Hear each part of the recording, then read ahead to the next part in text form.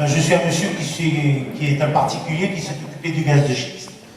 Et j'ai donc regardé un peu ce dossier depuis, avec plus de 1000 heures de travail, donc j'ai étudié les lois et tout. J'ai donné d'ailleurs un dossier assez complet à Michel Teston il y a 3 mois à peu près, à Pascal Terrasse aussi. Et je me suis rendu compte qu'il y a beaucoup de choses qui doivent être revues dans le code minier. D'abord l'article 68.9, que Michel tu as parlé tout à l'heure.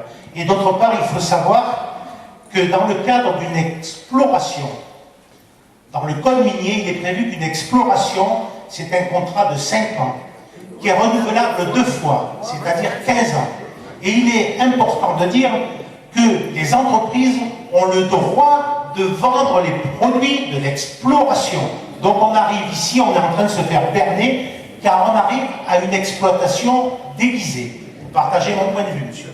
D'autre part, nous avons une convention, la France a signé une convention européenne qui s'appelle la convention Aarhus. Je n'ai pas bien saisi, c'est que au Sénat, ainsi qu'à la Chambre des députés, il y a 3 mois, il y a eu des élaborations qui ont été faites sur la convention Aarhus et on ne voit plus rien dessus. La convention Aarhus a été signée par la France au niveau de l'Europe, n'est pas du tout respectée dans le cadre du gaz de schiste, puisque cette convention Aarhus permet la préservation des eaux, etc., etc. Donc ça n'a pas été.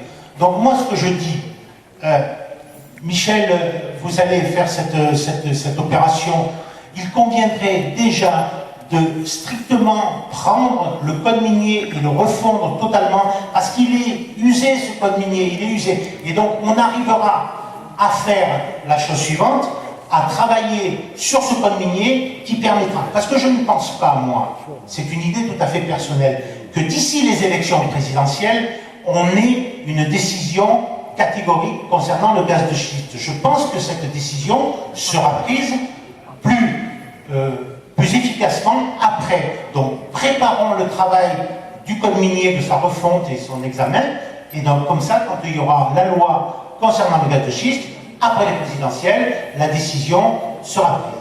Voilà ce que j'avais à dire, je vous remercie.